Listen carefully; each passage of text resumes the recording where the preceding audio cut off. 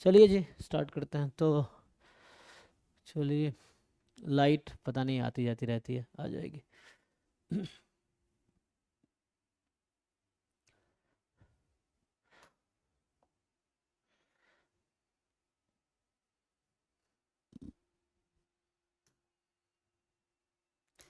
तो हम लोग यहाँ पे थे ना। ये आपने ट्राई किया, ये मार्कोव चेन का एक्चुअली क्वेश्चन है, ठीक है ना। तो मार्कोव चेन का अप्रोच पढ़ोगे तो उससे आपको इजी लगेगा। तो ये क्वेश्चन एक्चुअली मार्कोव चेन का है, ठीक है। तो नेक्स्ट पे आते हैं, इसको ट्राई कीजिए। देखिए नेक्स्ट क्या है। नेक्स्ट सिक्स क्वेश्चन जो है, ये कह रहा है ना। क्वेश्चन तो विजिबल है आराम से, हाँ इतना काफ़ी है स्क्रीन देखने के लिए। तो let x1 x2 xn be IID random variable which are uniformly distributed on theta to 2 theta, जहाँ थीटा मोर देन 0 है। तो शो करो ये एमएलई है। एमएलई तो निकालना आता होगा, तो आसान है, जैम में सीखा होगा आप लोगों ने। एमएलई एमएलई इजी है ना। Yes sir. Simply likelihood function लिखना है इसका, देन आपको देखना है लाइक्लीहुड फंक्शन मैक्सिमम कब होगा। तो ये तो आप इजीली जानते हो, जैम जिन लोगों ने किया उसमें इजी है। अब अगर find the unbiased estimator of theta based on the MLE. अब ये एमएलई है, तो आपको क्या करना है, इसका एक्सपेक्टेशन निकालना है nth ऑर्डर स्टैटिस्टिक्स अपॉन 2 का। तो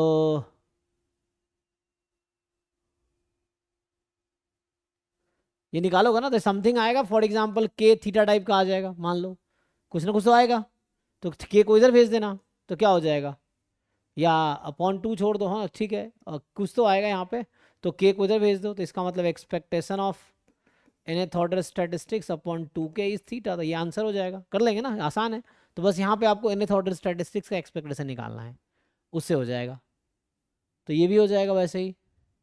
अब given any epsilon more than 0 so that, तो ये देख के समझ आ रहा है किसका डेफिनेशन है।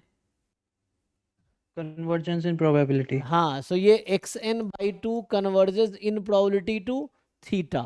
और इसका क्या मतलब है कि xn/2 is consistent estimator of theta.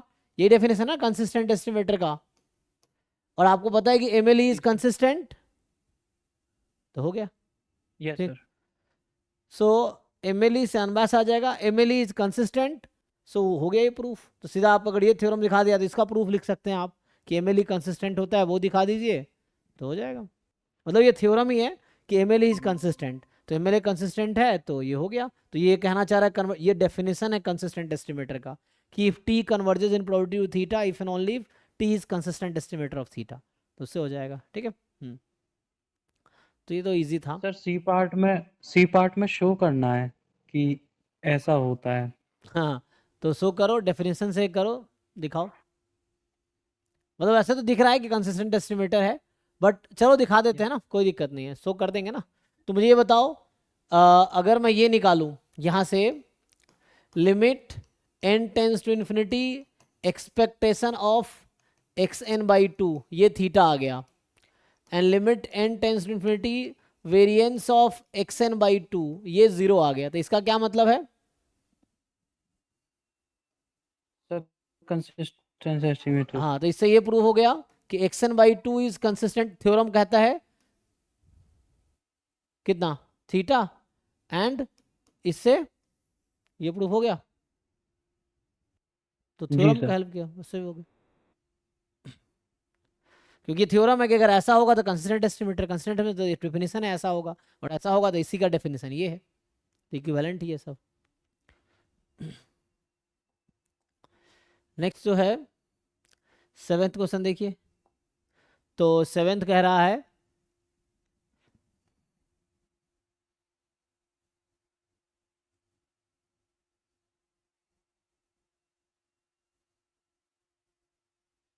कि there are two urns each contain capital N balls numbered from 1 to capital N. अच्छा, तो टू अर्न्स है और सबके अंदर, दोनों के अंदर मतलब है ना। सो अर्न 1 अर्न 2, तो 1 से n तक है ना, 1 2 इस तरह मान लो n तक है, यहाँ भी 1 2 इस तरह से n तक है। From each earn a sample of size n is selected without replacement. अब ईच में से आप निकाल रहे हैं, n निकाल रहे हैं, each urn sample of size, small N is selected without replacement, मतलब एक एट ए टाइम, ठीक है। Denote the set of numbers appearing in the first and second sample by S1। तो इसमें से जो आया I1 I2 IN आया, इसमें से जो आया J1 J2 JN आया, इस तरह से। अब x जो है number of elements common in S1 S2।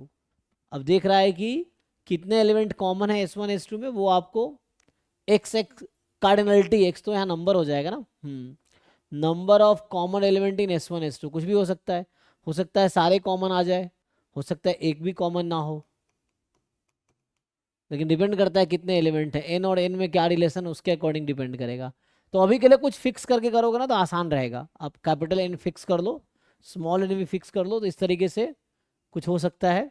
अच्छा स्मॉल n तक ना, n ही तो निकाला है, तो 0 से स्मॉल n तक जाएगा, 0 1 2 अप टू स्मॉल n। अब find the probability distribution of x। अब तो ये आसान है, बताओ कुछ भी कॉमन नहीं होगा, इसका क्या मतलब है? एक अभी आप n को फिक्स करके काम करो, आसान रहेगा, ठीक है।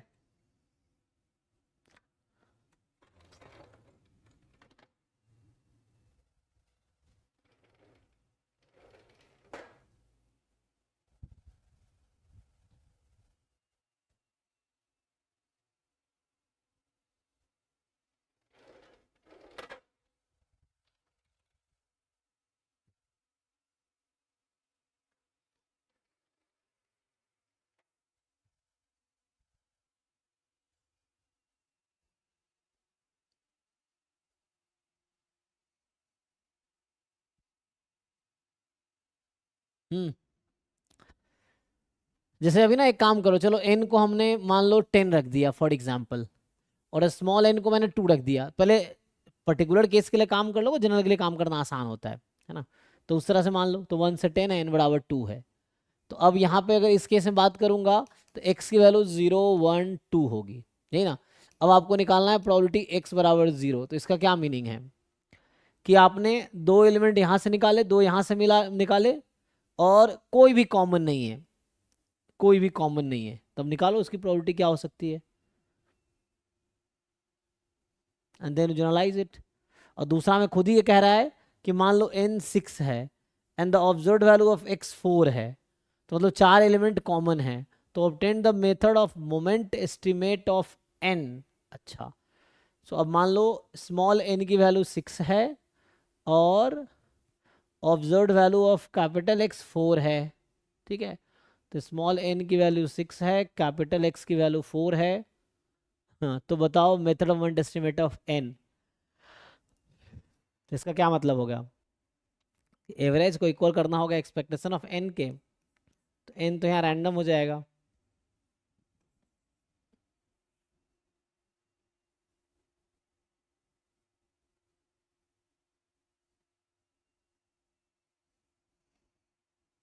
निकालो जी, ट्राई करो।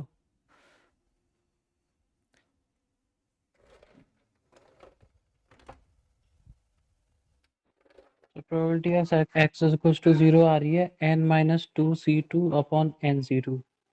अच्छा, ठीक है।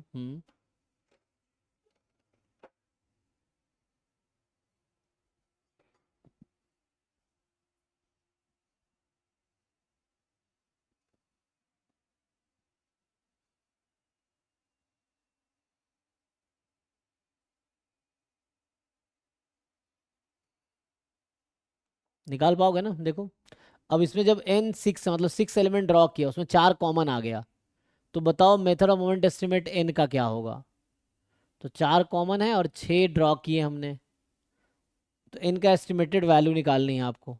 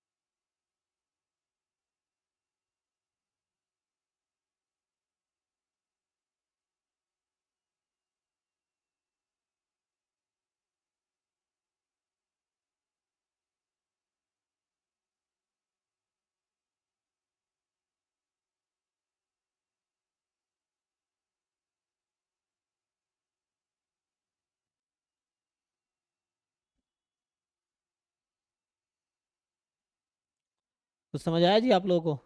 हम्म।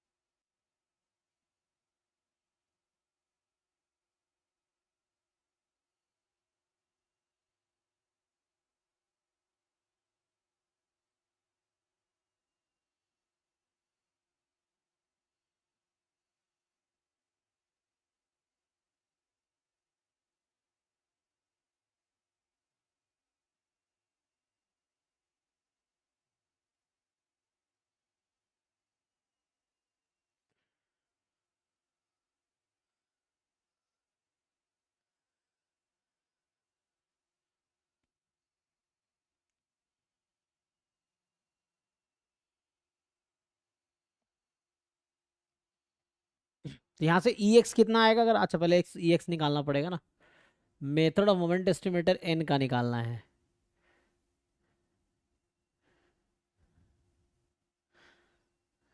सही, इसको जो है ना, जो मैं सपोर्ट लिख रहा था 0 1 2, ये जाएगा मिनिमम ऑफ एन कॉमा, क्योंकि डिपेंड करेगा ना कितने हैं।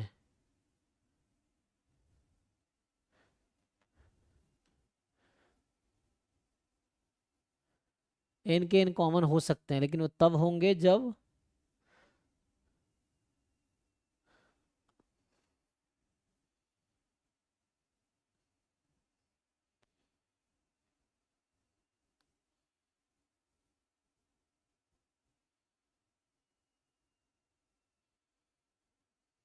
ठीक है, अभी एन के लिए एन तक ले लो।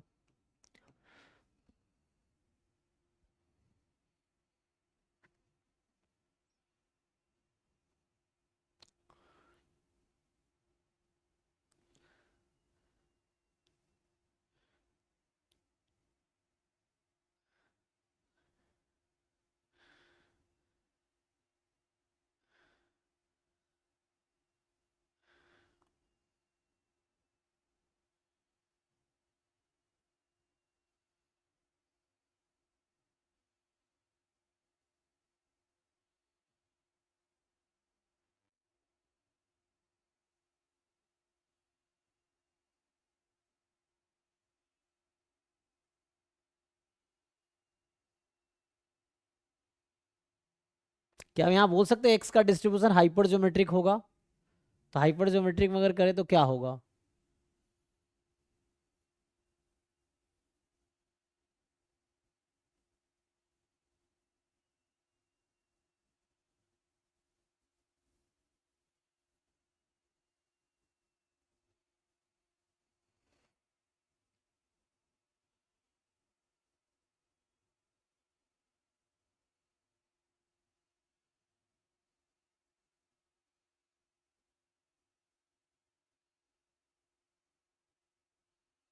जैसे भी मैंने कहा था एन को 10 लो, ठीक है ना, स्मॉल एन को 2 लो, तो इसमें क्या निकल आता? तो यहाँ से तो एक्स ही आएगा, 0 1 2, तो एक्स बराबर 0 यहाँ से नहीं निकल आएगा, बताओ ये। तो एक्स बराबर 0 अगर देखोगे, सो नो कॉमन, मैं दो एलिमेंट निकाल ले और कोई भी कॉमन नहीं आया।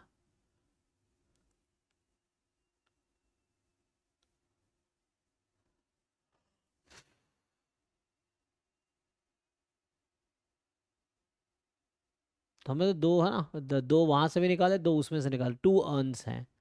सो हमने टू टू फाइंड किए दो बार। तो यहाँ तो कुछ ऐसा होगा 10 चूज 2 10 चूज 2, ऐसा नहीं होना चाहिए, देखो। अब फर्स्ट बॉक्स में जो आया वो सेकेंड बॉक्स में नहीं आएगा। तो फर्स्ट बॉक्स में कोई भी दो निकाल लो 10 में से। अब एक भी कॉमन नहीं आना चाहिए, इसका क्या मतलब है कि उन दो को छोड़ के बाकी में से निकलना चाहिए। सो 8 चूज 2 टाइप का चेक करो भाई, ऐसा होगा?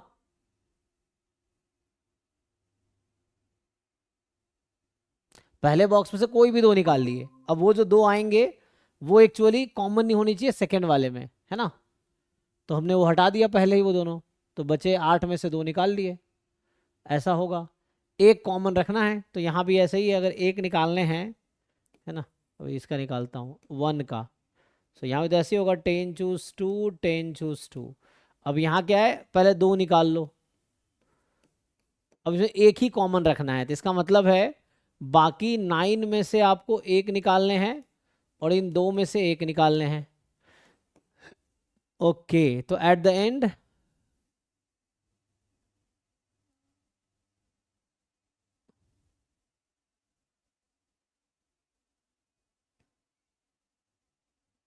8 चूज 2 2 चूज 0 था, और ये दो आया, तो एक कॉमन है। तो एक कॉमन मतलब बाकी 8 में से एक आएगा, दो में से, हाँ ठीक है, ये हाइपर ज्योमेट्रिक आएगा, सही है ना? तो एट द एंड ये कैंसिल हो गया ना, जैसे यहाँ अगर लिखते तो जो बचा है ये कैंसिल हो गया। तो यहाँ बचा है 8 चूज 1 2 चूज 1 10 चूज 2। तो एट द एंड आप निकालोगे ना, तो इससे ये समझ आया कि इसका डिस्ट्रीब्यूशन ना हाइपर ज्योमेट्रिक में जाएगा, हाइपर ज्योमेट्रिक। और क्या क्या होगा, कैपिटल एन एंड बॉक्स 1, है ना? तो ये कर रहे हैं, जैसे यहाँ पे अगर देखोगे तो क्या हो रहा है, ये capital N choose small N है, और यहाँ पे होता था M choose x N minus M choose N minus x, ये होता था, ठीक है? तो यहाँ से समझ आ जाएगा आपको। सो एम यहाँ 8 है, और पहले एम था, हाँ एम तो 8 ही चलेगा, तो यहाँ पे एम 8 है। सो 8 क्यों है, क्योंकि capital N minus capital this. देखो ये आ गया जो इंटरनल डिस्ट्रीब्यूशन जो हमें चाहिए था, ठीक है, ये आ गया। अब यहाँ से ये सेकेंड पार्ट इसका आंसर, ठीक है ना, ये आएगा। अब यहाँ से अगर आपसे पूछा जाए कि what is the expectation of x, so आप लोग हाइपर ज्योमेट्रिक में जानते होंगे एक्सपेक्टेशन का फॉर्मूला क्या होता था, वहाँ होता था N into M by N, तो यहाँ जाएगा N into capital N minus small N by N. और ये मुझे क्वेश्चन में अभी ये ई एक्स है, जरा निकालो, इसमें कुछ दिया है। अब मेथड ऑफ मोमेंट एस्टिमेटर में क्या होता है, एक्स की ऑब्जर्व्ड वैल्यू याद है, x bar is equal to E x, तो यहाँ सिंगल सैंपल साइज है, so x observed is equal to E x, यहाँ से आ जाएगा मेथड ऑफ मोमेंट एस्टिमेटर। तो ये कितना है, एक्स ऑब्जर्व्ड, हमें क्वेश्चन में बी पार्ट की बात कर रहा हूँ मैं, तो एक्स ऑब्जर्व्ड 4 है, so 4 is equal to E x, E x यहाँ से निकालो, स्मॉल एन मुझे दे रखा था 6 रख दो इसमें, तो 6 into capital N minus 6 upon N. क्या हम यहाँ से कैपिटल एन निकाल सकते हैं, तो वही आंसर हो जाएगा। तो ये थर्ड पार्ट का आंसर है, ठीक है। इस इक्वेशन से जो कैपिटल एन की वैल्यू आएगी वो मेथड ऑफ मोमेंट एस्टिमेटर आएगी, चेक कर लो जी। तो पहले मैंने पर्टिकुलर ट्राई किया, उससे एक इंट्यूशन आया कि हाइपर ज्योमेट्रिक होगा, तो हाइपर ज्योमेट्रिक बना दिया एंड देन यहाँ से आ गया।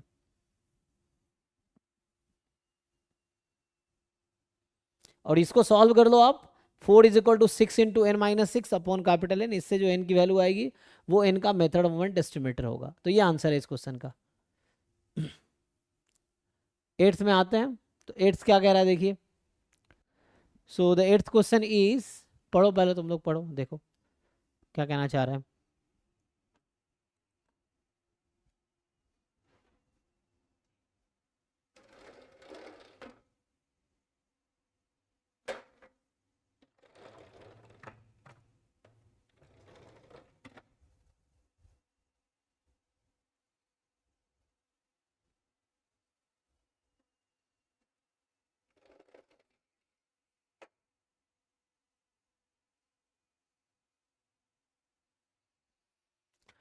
तो ये कह रहा है कि x1 x2 x3 भी IID random variable from normal mu sigma square, x बार दे रखा है, t1 दे रखा है, t2 दे रखा है आपको, तो बोल रहा है कि बताओ हाँ expectation of T1 given x बार,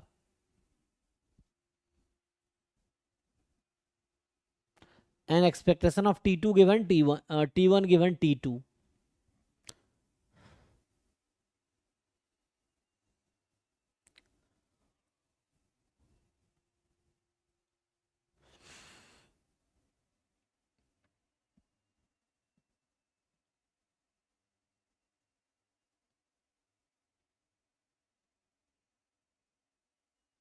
इसमें ये नहीं बताया कौन सा नोन कौन सा अननोन है ना, इसको बताना चाहिए था सिग्मा स्क्वायर नोन है अननोन है। बी में बोल रहा है obtain the exact critical region of the level alpha test for जब म्यू जीरो है अगेंस्ट म्यू जीरो नहीं है। सो एच नॉट में म्यू जीरो है अगेंस्ट म्यू जीरो नहीं है, that reject H not if and only if this is sufficiently large. तो इसका मतलब है कि यहाँ कहना चाह रहा है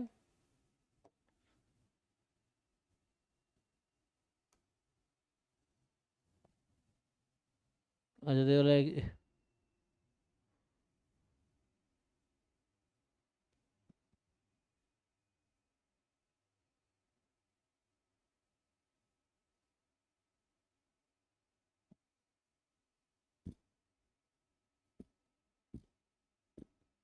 तो यहाँ लगा लो लाइक्लीहुड रेशियो टेस्ट है ना।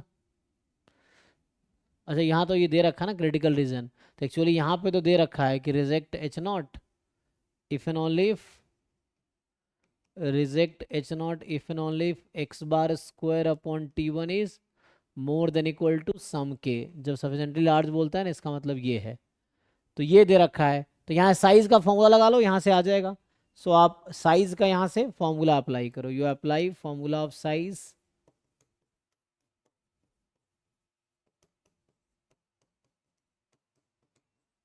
ये लगाओ। तो यहाँ से आपको निकालने हैं के की वैल्यू, तो इससे काम हो जाएगा ठीक है। और ये कैसे आएगा, काई स्क्वायर में आ जाएगा, क्योंकि एक्स बार का आप लोग डिस्ट्रीब्यूशन तो जानते ही हो। एक्स बार का distribution normal mu sigma square by N, और ये जो summation x i square T1 लिखा है, तो इसमें अगर आप देखेंगे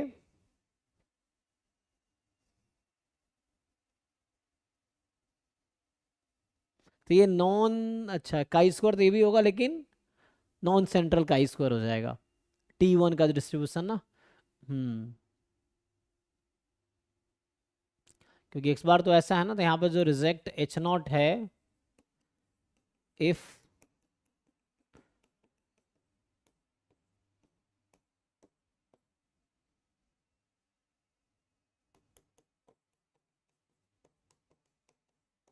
ये है एक्चुअली ऐसा है, ये क्रिटिकल रीजन है ना। इसको थोड़ा सिंप्लीफाई करके डिस्ट्रीब्यूशन इसका निकालने की कोशिश कर सकते हैं।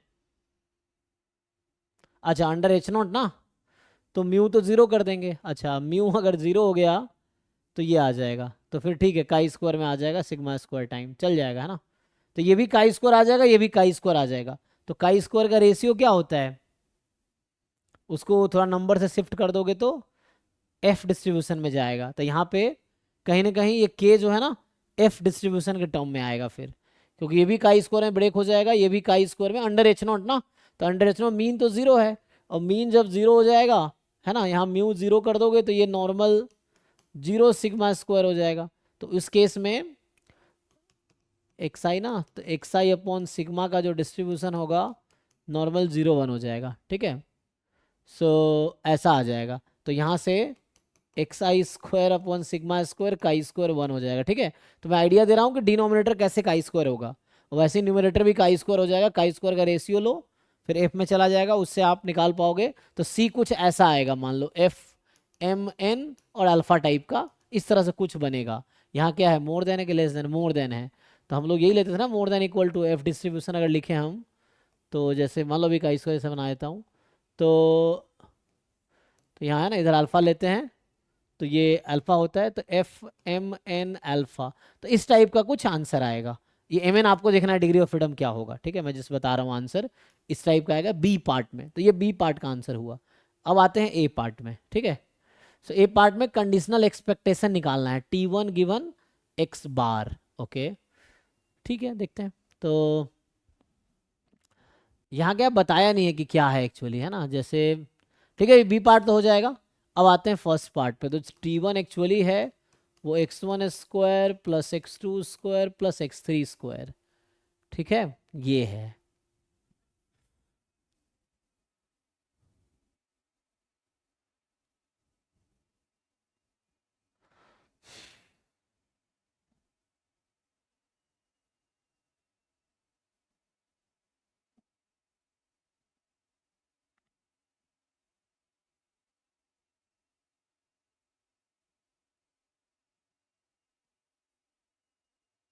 सोचो भाई तुम्हें क्या कर सकते हैं।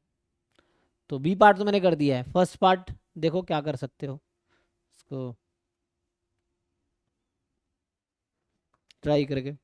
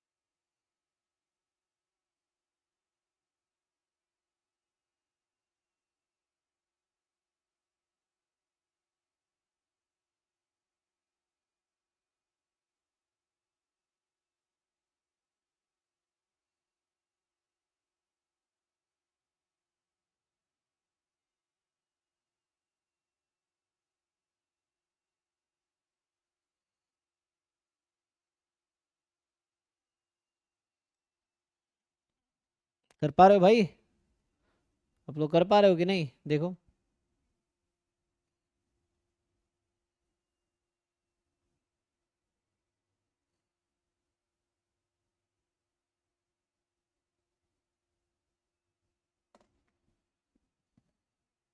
अगर इसको ध्यान से देखो, ये क्या है, जैसे एस स्क्वायर हम लिखते थे यहाँ पे, अगर मैं एस स्क्वायर लिखूंगा तो क्या होगा, 1/2 समेसन एक्स आई माइनस एक्स बार का होल स्क्वायर, यही ना।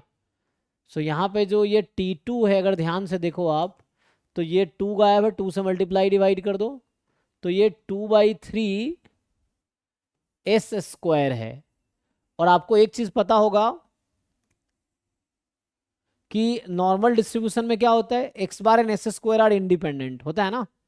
So x bar and s square are independent in normal sample, ये थ्योरम है। इसी वजह से एक्स बार एंड T2 जो है वो इंडिपेंडेंट होगा। ओके, अब आते हैं T1 पे। क्या हम T1 को लिख सकते हैं इसके टर्म में, T2 और एक्स बार के टर्म में? तो आई थिंक यस। इसमें क्या है कि अगर मैं T2 को खोल दूं तो क्या होगा, T2 जो है 1/3 समेसन आई फ्रॉम 1 to 3, इसमें a माइनस बी का होल स्क्वायर खोल दो तो क्या होगा, a square plus b square minus 2ab, a square plus b square minus 2ab, ऐसा हो जाएगा। इसको ज़रा थोड़ा और खोलो, सो 1/3 समेसन ये तो आ जाएगा समेसन एक्स आई स्क्वायर, वही t1, सो t1 फिर यहाँ पे nx बार, अच्छा इसका स्क्वायर था, सो ये हो जाएगा plus 3x bar square, x बार तो नंबर है बाहर आ जाएगा, 2x बार समेसन एक्स आई nx बार, तो -2x बार और समेसन एक्स आई nx बार, यहाँ 3 है 3x बार, तो ये आ जाएगा 6x बार का स्क्वायर। तो फाइनली जो मैं कहना चाह रहा था कि जो t2 है वो है 1/3 टाइम t1 माइनस 3 है ना, 6 माइनस 3x बार स्क्वायर, यही है। देखो तो मुझे क्या चाहिए, मुझे t1 चाहिए था, इस इक्वेशन से t1 निकल आएगा। अच्छा t1 भी t2 भी रख देता हूँ, t2 2/3 ऐसे स्क्वायर है, रख दो। सो यहाँ से अगर मैं t1 निकालूं, so 3t2 plus 3x bar square is equal to t1, हो गया काम। अब चलो वहां रख देते हैं,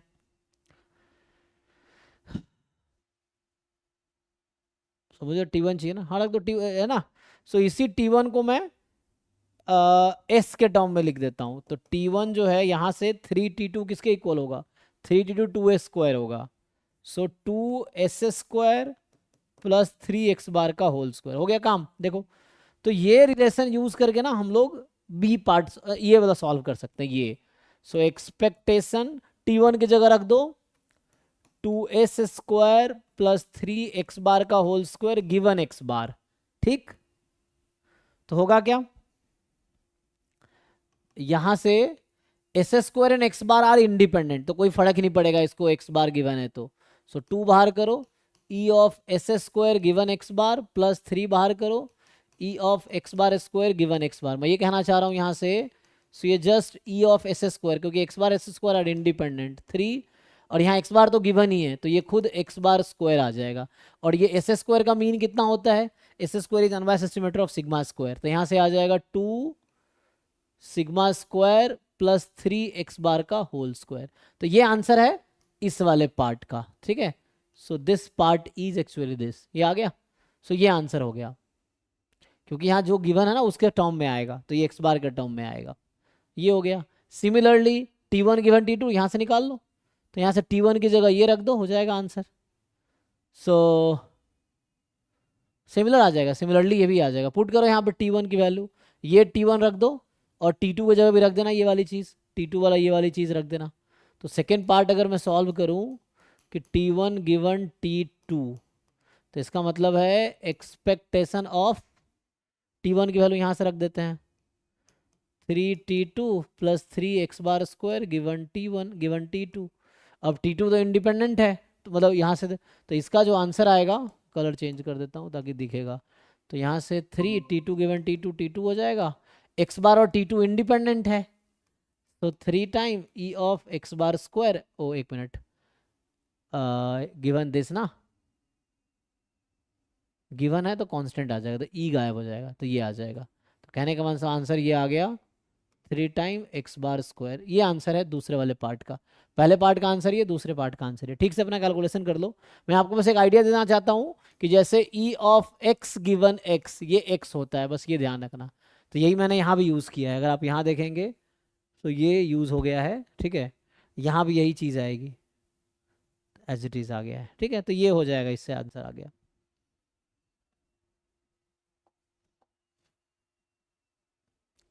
चलिए 9 देखिए, आई थिंक ये लास्ट ही होना चाहिए इस पेपर में, 9 क्वेश्चन ही आते हैं ना, हाँ फिर ये ख़त्म हो जाएगा। तो ये इस पेपर का लास्ट क्वेश्चन है, पीएसबी का, इस वाले का ना। देखो भाई इसको ट्राई करो।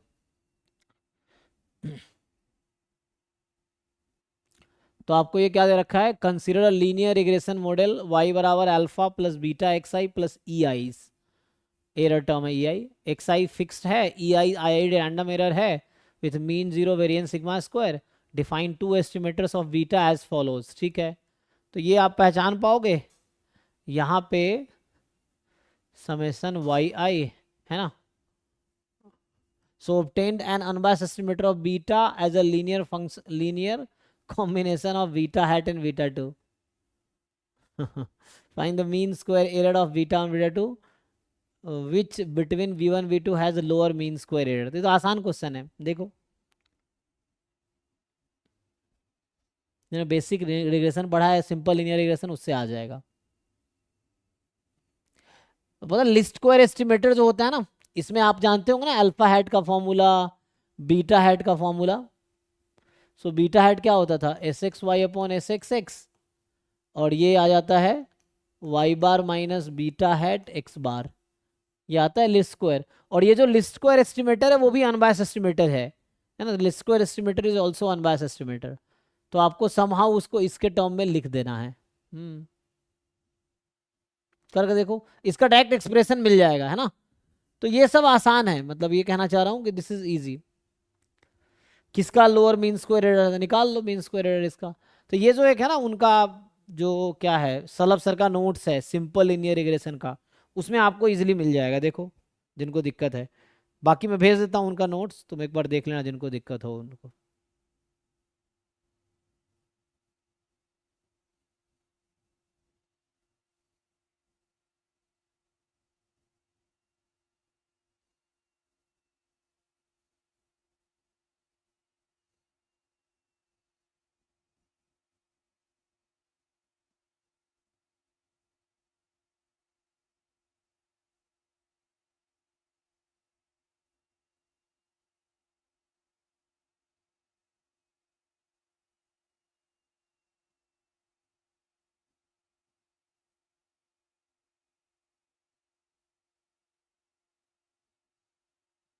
अच्छा, लेकिन यहाँ पे तुम्हें कह रहा है कि obtain the unbiased estimator of beta as a linear combination of. अच्छा, तो ऐसा मान ले लीनियर कॉम्बिनेशन बोला है ना, तो कुछ ऐसा होगा obtained unbiased estimator of beta. तो ये जो बीटा हैट है, हालांकि यहाँ है ना, तो ये जो बीटा हैट आप निकालते हो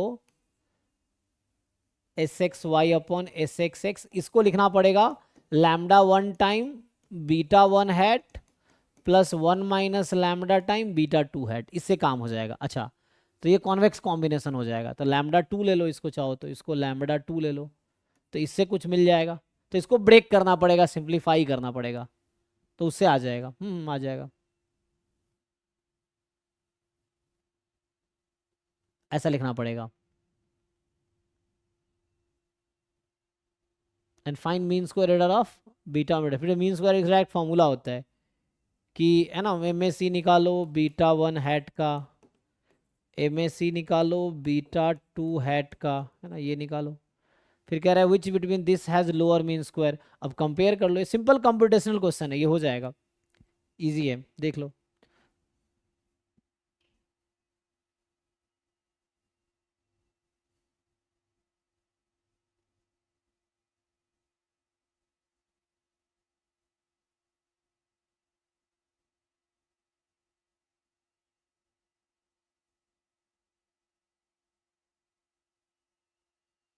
तो एक चीज अगर नोटिस करोगे यहाँ पे, ये जो बीटा 1 हैट है इसको लिख सकते हैं हम लोग n y bar upon n x bar. तो ये y bar upon x bar भी है ना, इस तरह से.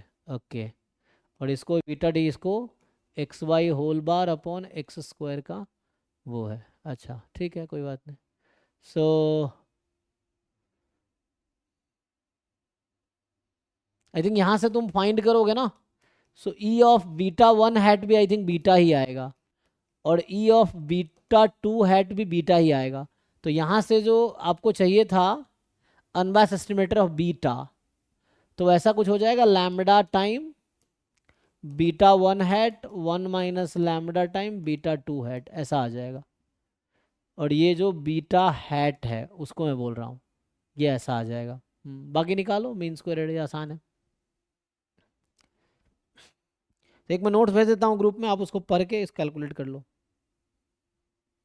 हालांकि डायरेक्ट रिजल्ट है, अगर तुम देखोगे तो उस पीडीएफ में डायरेक्ट रिजल्ट मिल जाएगा. यहाँ पे है ना, हमें चाहिए एम ए सी ऑफ इसका डायरेक्ट रिजल्ट है मीन स्क्वायर एरर ऑफ क्या है, वाई बार अपॉन एक्स बार ना, यही तो है, बीटा 1 हैट। कितना आता है जी, किसी को याद है? डायरेक्ट रिजल्ट है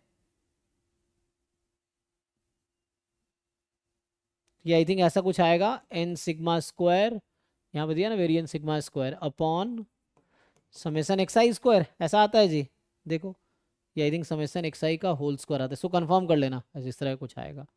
और ऐसे ही m s e of beta 2 hat, वो अगर फाइंड करोगे सो आएगा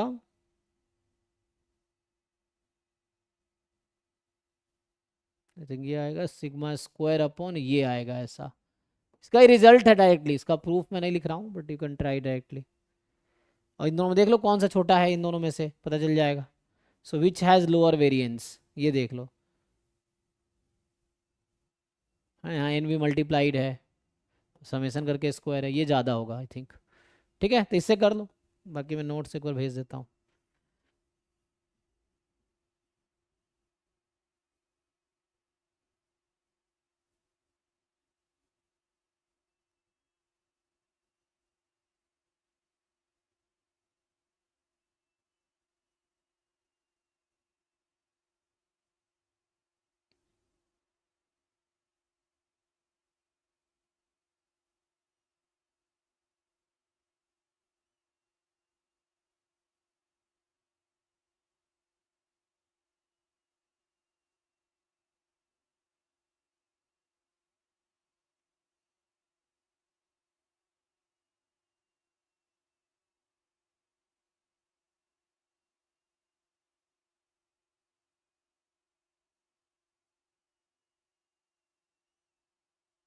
ठीक है मैंने ग्रुप पे पीडीएफ भेज दिया, इसको ढंग से पढ़ लो, आपको बेसिक लीनियर रिग्रेशन क्लियर हो जाएगा यहाँ से। ठीक है तो आई थिंक इसके साथ ये खत्म हो गया है। अब बताओ 2020 का ऑब्जेक्टिव पार्ट किया था कि नहीं? इनको कोई है जो क्लास में थे रेगुलर? आई थिंक इसका भी पीएसबी ही करना होगा, पीएसए हो गया होगा, अब वो देखना पड़ेगा आपको क्या क्या हुआ है क्या नहीं हुआ है। ठीक है क्योंकि हम लोग पहले पीएसए कर रहे थे। नहीं सर, आई थिंक 2020 का पीएसए तो नहीं हुआ है। अच्छा तो अभी तक इस कहने का मतलब ये हुआ कि ये सो हम लोग ये डिस्कस कर अभी तक जितना किया है, जब से क्लासेस हो रही हैं तब से हम लोग पीएसए स्टार्ट किए थे 2024, 23, 22, 21, ये पीएसए हो गया था। फिर हम लोग पीएसबी पे आ गए थे, है ना, 24, 23, 22, 21 ये हो गया ना। सो ये दोनों डन हो गया है। अब बचा है 20 से लेके 20, 19, 18, 17, 16 जो भी पेपर हमारे पास है, इसके Yes, दोनों sir, 16 बाकी तक है। है। तो ठीक है हम कंटिन्यू ही कर लेंगे। तो अगले क्लास से क्या करेंगे, कल से डेली क्लास होगी अभी। तो कल मैं यहाँ से स्टार्ट करूँगा पीएसए। जैसे पीएसए में मान लीजिए यहाँ पे आएगा टोटल 3, 4, 5, 6 है ना, 7, 8, 9, 10, 11, इसमें टोटल कितना 30 रहते हैं ना, 15 यहाँ तक है। एक साथ ही करेंगे, अब अलग अलग नहीं करेंगे। कहने का मतलब ये है मेरा कि पीएसए में जैसे 30 क्वेश्चन है, 30 क्वेश्चन डिस्कस कर लिए, फिर साथ में इसका पीएसबी भी डिस्कस कर लेंगे। तो वैसा होगा 30 क्वेश्चन पीएसए हो गया 2020 का, फिर इसमें पीएसबी होगा।